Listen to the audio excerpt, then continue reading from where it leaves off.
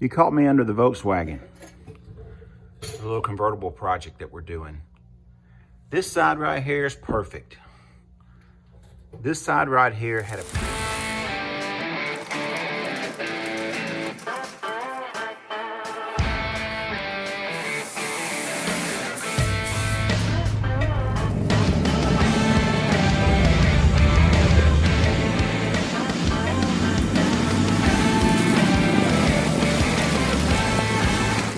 here had a previous collision at some point, and they replaced this panel right here with a used one and beat this one out and filled it full of spray foam. It was filled through all of these holes up here. I've got all that out. I've got all the damaged areas cut out, and we're gonna make all this from scratch. So you can see over here that I have made a template, and we're gonna reverse this template to help repair this area right here and bring it out to where it was supposed to be, where I've cut out the damaged area. Then we'll rebuild this inner structure. Then we'll somehow or another figure out what the outer structure was. This little door right here was cut out, and we've got this side to go by. Both sides are pretty close, but not identical. Well, wish me luck. Let's see if we can't make some patterns and make some metal and get this thing fixed. Okay, so taking my time and doing it right, you can see that we have a new pattern for this side. Lining the pattern up on the bottom, reversing it, you can see the part that we're going to replace. And you can see on the top side, when I get through with it, it's going to be just as good as new. All right, so I went ahead and traced out my pattern onto this piece of sheet metal. We're going to slide that in the brake real quick and go ahead and see if we can't get this thing bent over. But you know what? I need to double check. I may be bending it on the wrong side. So here's my cheat sheet. This is the top, and these get bent down like this. So therefore, if I turned it over,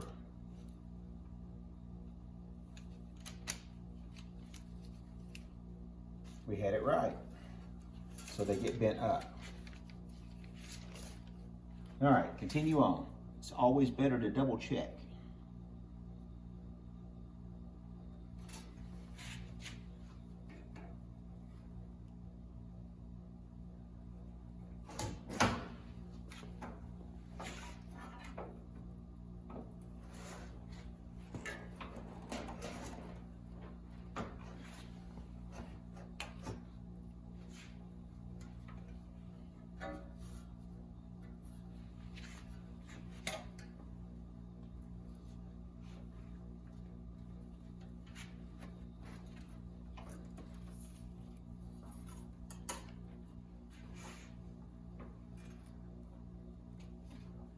There we go.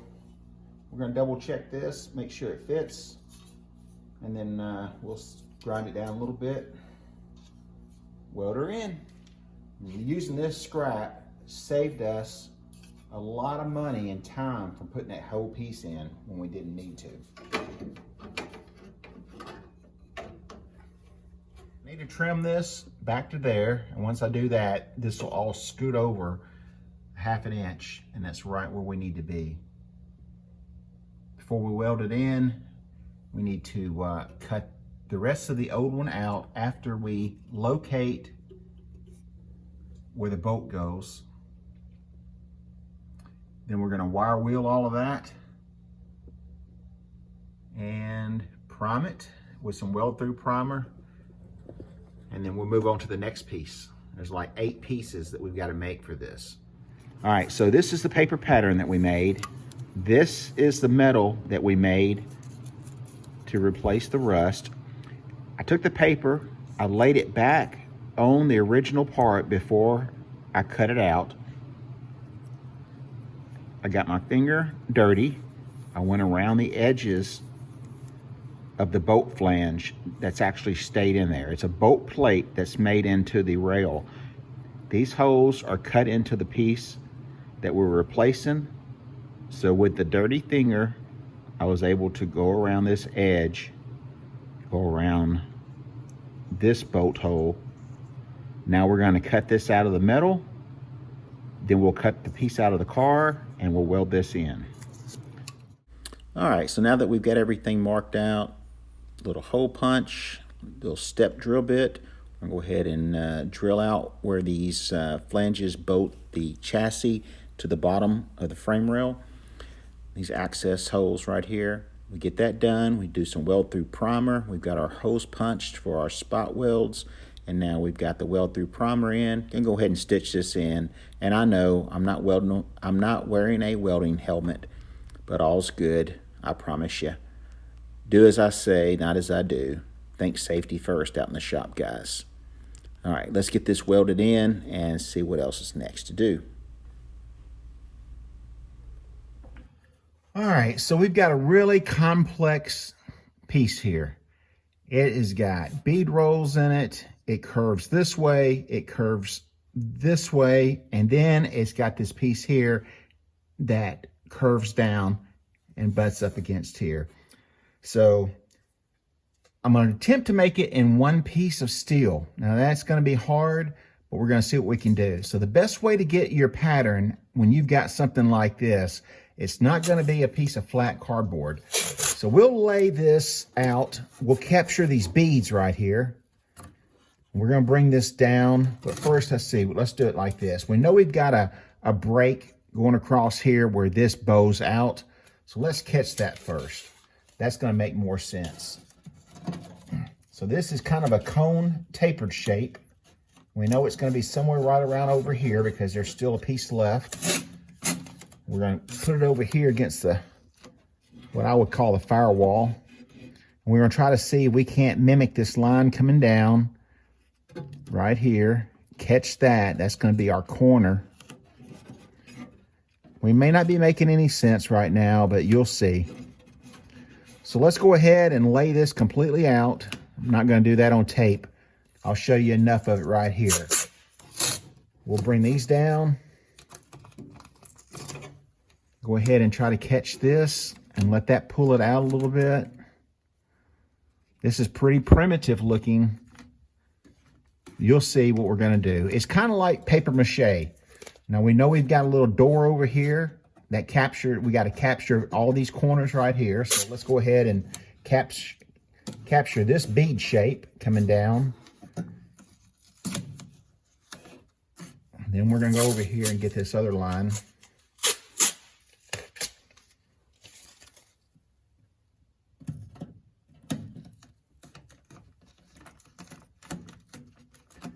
And then all I'm going to do now is start filling in all the areas. And when I get to this part right here, I'm going to put a piece of cardboard down under the tape so that the tape will have a little bit of a contour to it. All right, let's get that done and then see what it looks like.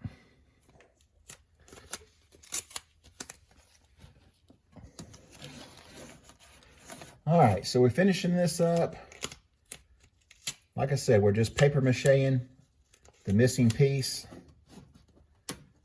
I made me some lines on here where I know where the edge is. I gave myself a little bit more room over here, so we might want to go ahead and cut some of the bad part that's still left in there off and smooth it out a little bit to that. I need to sharpen up this little area right here where it goes around that wiring harness. We're gonna go ahead and we've left a little bit of extra underneath here, so we can go ahead and make a little bit oversized template, and then when we get this in place, we can start cutting it and doing it. Now, it's not perfect yet, but when we make it out of steel, we can still do some adjustments.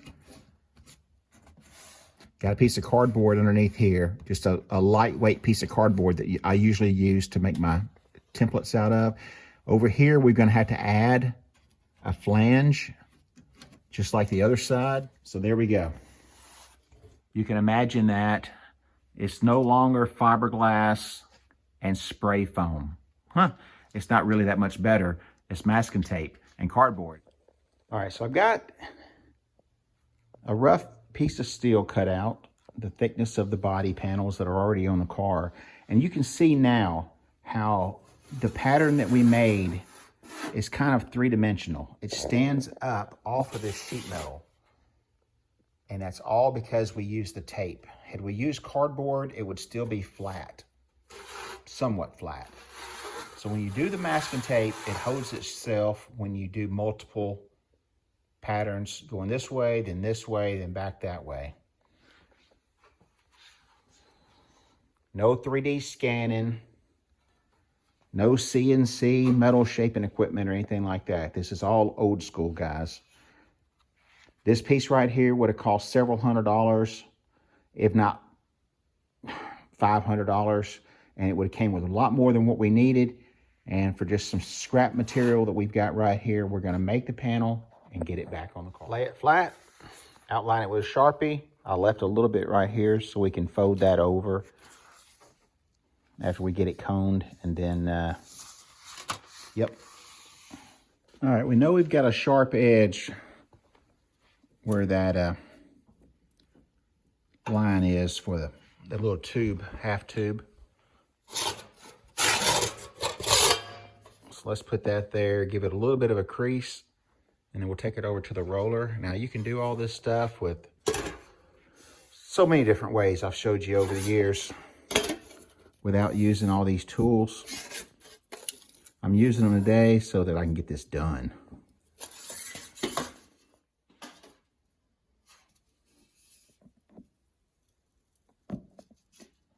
Now you can use a oxygen settling bottle on this. You can use a baseball bat. You can do all kinds of stuff to get this cone in here.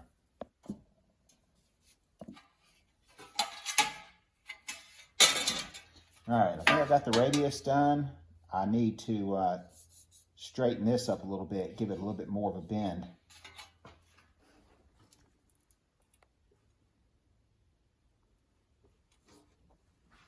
Gotta sneak up on it. All right, so one end was a little flatter than the other end, and we've achieved that by showing that end down there more attention. Now we've got to, let's go ahead and do where the those bead rolls end. All right, so we're gonna do these where the bead rolls end. What I'm trying to do here is mimic or end those bead rolls that we've got. So I've got this ball peen hammer. Lay it right there. It's going to use a socket. You can use a socket.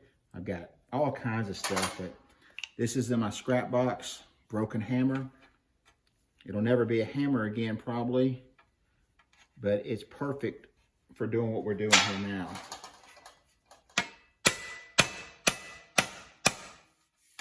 Take it over to the press, or you can just do it like this.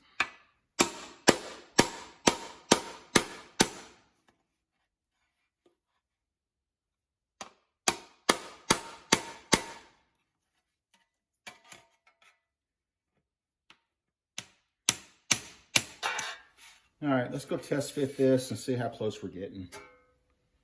We may be wasting our time. All right, let's try a rough fit. See, I bent this flange up. This is just a rough fit, guys. Don't judge me yet. We've still got some tweaking to do, some trimming to do, and I've still got to fix this piece right here, and then I've got to fix this piece that goes in here, where it welds to here. So once I get that cut out and fix this and this, then we'll put this in. But this is the toughest piece, so I just wanted to make sure it was going to fit first. And I think it will. Got a lot of work to do. This is off a little bit. This is okay, but just roughing it in. Let's keep going. All right. One step closer. Give me a minute. Well, there we go. We got it welded in. It's not all that pretty, but I will clean up these welds where I spot welded it and got it stitched in. It's solid as it was when it was new, may even be more solid. Got the bottom piece flange welded in here, Got all the spot welds done on both sides. So just another simple, quick, easy fix on saving up one of these cars with scrap metal and making pieces on your own. Now, this may not be exactly like the factory piece. These beads may have came down a little bit further, but I stopped them where they were easy to stop. I've still got to build a door right here, and I've got some cleanup work to do, some dollying and stuff like that. But as always, thanks for watching. I hope you got something out of the video. Please like, share, tag, and subscribe if you haven't. It's free to do all of those things, and it sure helps me out a lot. Just trying to share some experiences with you guys. Just want you all to give me some love back. Keep this channel growing. Now, if you're through watching, get out of the garage and go build something. See you guys in the next episode. Spanky's out of here.